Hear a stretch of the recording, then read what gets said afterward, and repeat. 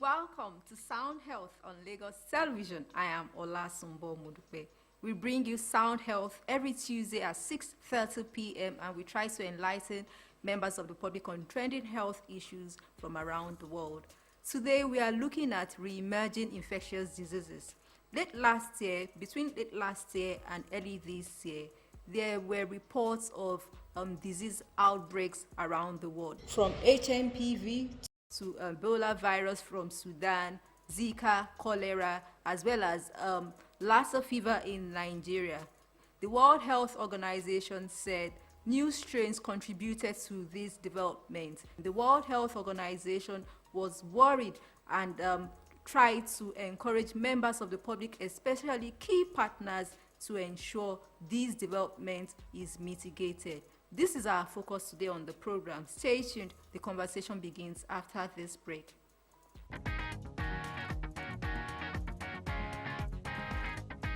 Is the world better prepared for the next pandemic than we were for COVID-19? The answer is yes and no. If the next pandemic arrived today, the world would still face some of the same weaknesses and vulnerabilities that gave COVID-19 a foothold 5 years ago. But the world has also learned many of the painful lessons the pandemic taught us and has taken significant steps to strengthen its defenses against future epidemics and pandemics. Together with the World Bank, WHO established a pandemic fund, which is now financing 19 projects in 37 countries with $338 million in grants. WHO has supported many countries to strengthen their lab capacity to detect and sequence pathogens, and we established the WHO Hub for Pandemic and Epidemic Intelligence in Germany to foster collaborative surveillance, to improve local production of vaccines and other medical products. We established the mRNA Technology Transfer Hub in South Africa and a global training hub for biomanufacturing in the Republic of Korea. To improve equitable access to life-saving tools, we established an interim medical countermeasures network. With partners, we established the Global Health Emergency Corps. In May this year, the World Health Assembly adopted a package of amendments to the international health regulations. Our member states continue to negotiate the WHO pandemic agreement. They are committed to finalizing the agreement in time for the World Health Assembly next May. I remain confident that they will.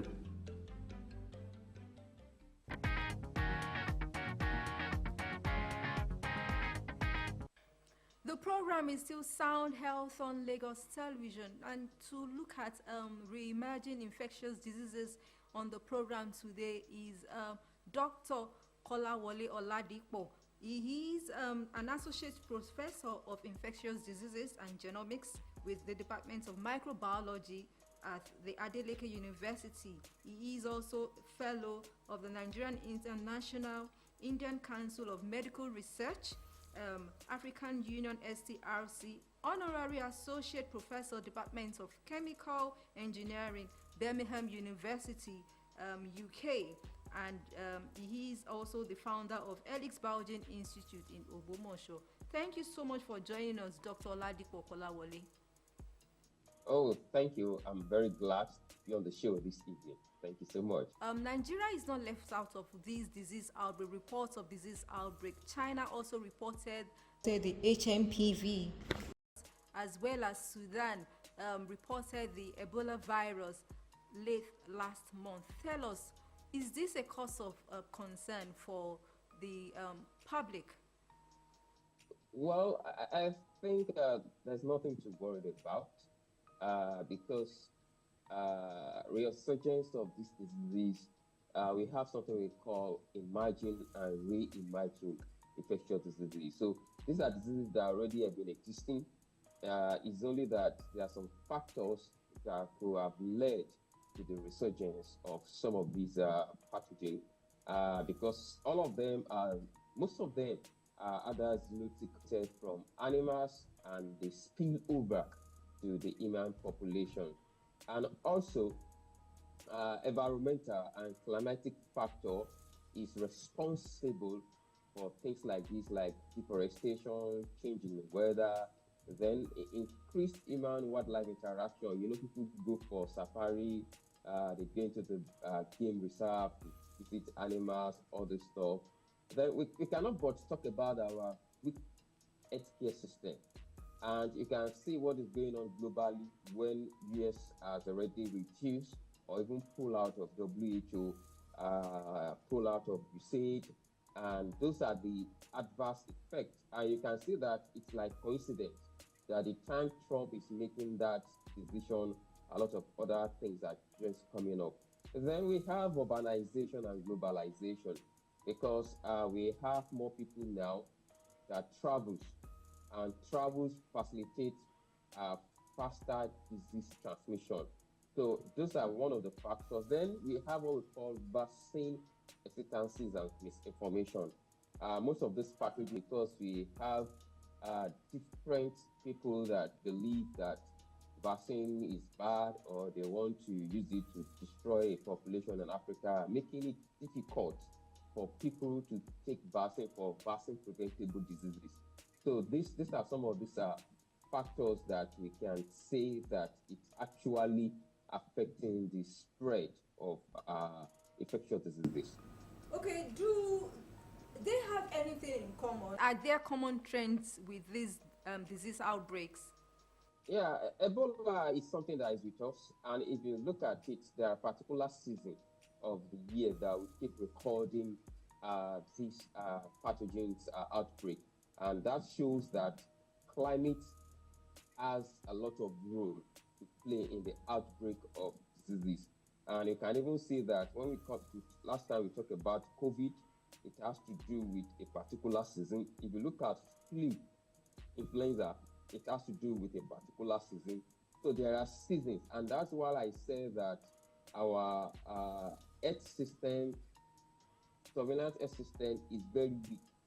Once we have a sense of when the outbreak is likely to occur to the pathogen to emerge, what are the measures that we already put in place as a country, as various organizations in health policies.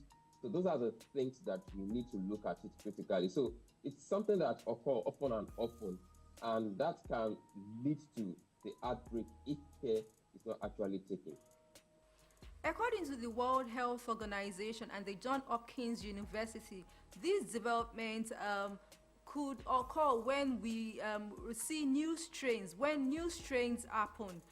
As an expert, can you please share more insights?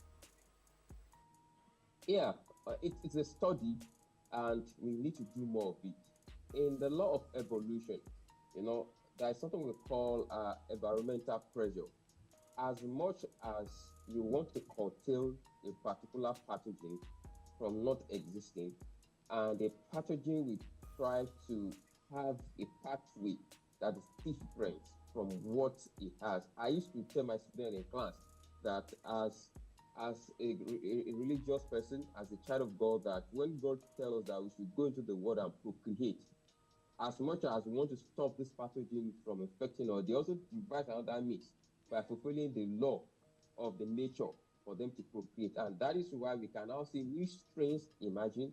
Although when mutation occur in their genomic component, it's either to the positive side or to the negative side. What I mean by to the negative side is that some of the time mutation will occur and the pathogen lost its virulent capability or lost its pathogenic capability. On the other side too, the mutation will occur when the pathogen gain more virulence property or gain more pathogenicity property. So when mutation occur, is either to the negative side or to the what? To the positive side. But that's what I said that we need to do early surveillance. We have to strengthen our surveillance and early detection so that once we know that a particular strain is emerging, we're able to look at existing vaccines. Are they able to curtail that strain? Look at existing drugs. Are they able to curtail that strain? If not, we can quickly go to the lab and try and break something out. And it is more easier now in the deployment of machine learning and artificial intelligence into biomedical sciences. So it allows our responses to be more faster and rapid than what we have before. Apart from intensive surveillance, the need for research, what other preventive measures do you think can be put in place by countries, especially low-resourced settings? I think for me personally, that there is something we are missing out, and in which I felt that in Nigeria we have not done well in that regard. There's something we call we have to enhance public health communication. Public health communication. How often do we communicate with the populace? How often? When I say communication, I'm not talking about this kind of program alone, but there are a lot of people in the rural area that is not having access to television. What kind of programs do we have? We should not wait until we have an outbreak before we take a step towards that, because there's an target that says that prevention is better than cure. You spend less when you put more energy in preventive measures than the curative measure. So for now, we need to understand that we need to do more in public enlightenment. Our National Orientation Agency should do that, not when a program is coming, you see them when talk about election, they come on board and talk about. So there should be a lot of different jingles. The one made for children, the one made for the youth. We have to use our influencers on different platforms, on TikTok, on Instagram, on Facebook, on YouTube, to talk to people about how to strengthen our health system in Nigeria, so that their early detection will give us a very good result. Another point is that we need to bolster infection prevention and control. We have to keep continually training our health workers on measures how to improve our healthcare facility preparedness, so that in any time we have anything on ground, we will be able to combat it as fast as possible. Then we have to leverage on what we have before. We have been doing that, and we have to do that. We have to leverage on international collaboration and funding. And what I mean by funding, look at what Trump has really done now on USAID and WHO. So we need our philanthropists. I don't want to be calling names. We have a lot of foundations in Nigeria. They need to do more in healthcare. They have to collaborate, support different research groups, research institutions. NAMA is there, pump money into them. NCT is there, pump money into them. We have a lot of foundations by big men in this country. So if we can do that, that will strengthen us, and we're able to live an healthy life as a nation. Earlier in your response, you mentioned cutting health funding and its impact on public health. We know we'll definitely feel the impact in Nigeria, just as other countries are already complaining. What measures can we start putting in place to reduce the impact? Yeah, I think we should learn to do public-private partnership in healthcare. We should look forward to government agency partnering with private individuals that are doing something fantastically well. And I do tell people that the role of the government is not to produce any biologics in any country. It's not to produce, but to create an enabling environment. So they should make laws and policy that will allow different startups, biotech startups, to grow and to survive in the country. And that's the role of the government. I was telling somebody that you can't hear US government producing test kits. You can't hear US government setting up an agency or UK producing drugs, but they have private organizations that have access to loans, grants from the government, and enable them to do that. So it is in Africa I see that the government wants to do it. So you can't be the referee and still be the player. So their role is to give an enable environment for different startups in biotech field to come up, and that is how we will be able to combat and have the other impact. Because like the impact you said, there is either the positive side or the negative side. So the negative side is that we are not receiving the funding But the positive aspect of it, how can we look inward and enhance the system that we have so that we can be self-reliant and not over-dependent on external funding? Okay, thanks for that response. Are there specific measures to be embraced by individual countries? Because I know no two countries are peculiar. We all have our own peculiarities.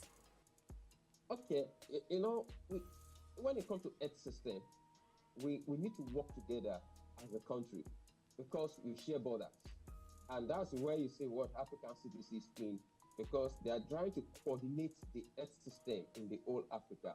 So every one of us as a country should play our role in African CDC so that by the time such a role is played, we will be able to prevent the disease. Look at the other time of the imported case of Ebola in the country. It's not that we have a case of Ebola in Nigeria, but we have an imported case. So that's why when we come to the health system in Africa, it cannot be treated, a country cannot be treated in isolation. It's something that it have to look at it holistically, working together as a team and leveraging on each other's strength because our strength per country is quite different from each other. So we should not stand in silo.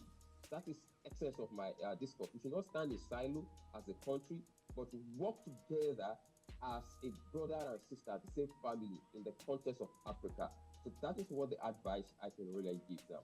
All right, Dr. Ladipo, let's come home now. Personally, what are the individual steps, measures we must put in place or imbibe to avert more or prevent more infections? I was teaching my students, I was teaching some nursing students in my school last week, and this issue of hand washing came. I said that from primary school, the little thing they taught us is that when you come back from outside, the first thing you get into home, you go to the kitchen to wash your hands. But how many people does that? So the question we have now is that we need to integrate some basic health skills into our lifestyle.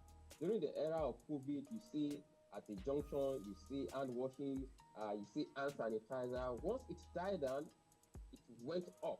Nobody is talking about it. So we need to take our personal hygiene very, very important. Beyond hand washing, regular rest, eat good food so that your immune system can be enhanced, so that it's able for you to fight pathogens at when due and when necessary. And another thing I will talk about our health system is that during the era of COVID, we were washing our hands, and COVID went down, and we stopped that. Beyond that, we should take eating of good food very, very important because it enhances our immunity.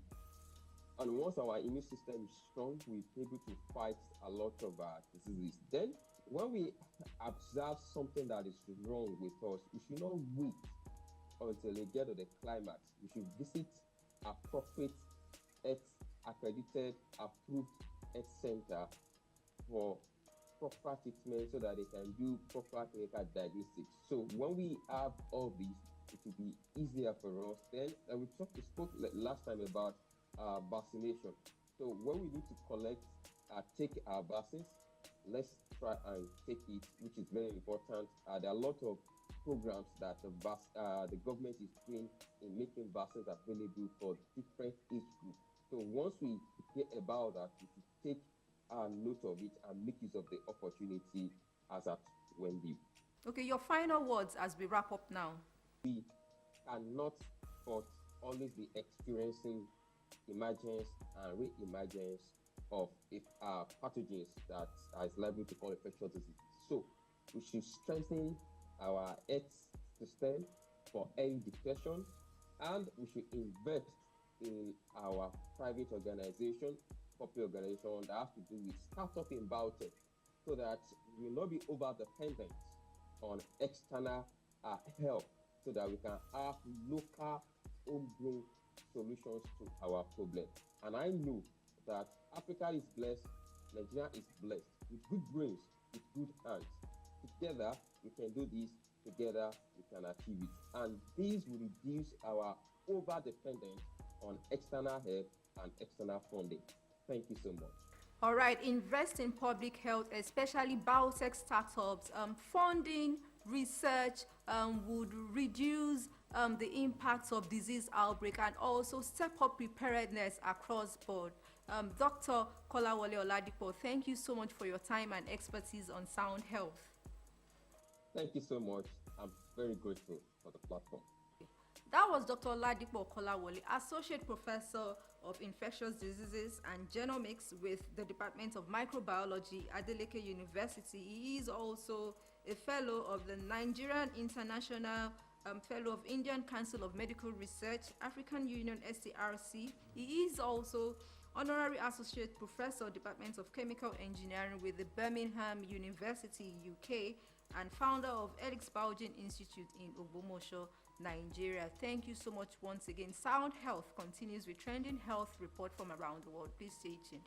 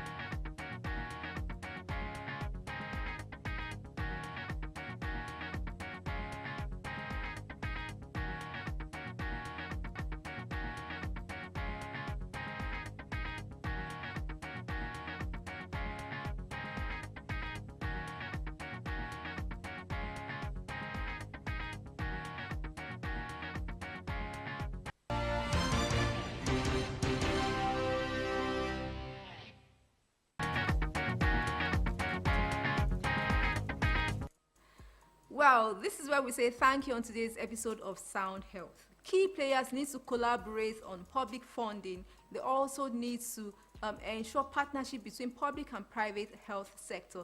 We must equally embrace hand washing so as to beat outbreak of diseases. For comments and inquiries, or you have topics you'd like us to treat, please send SMS to 00358 to 6603 or follow us on social media at Lagos Television, #Sound Health. A sound health is a sound mind.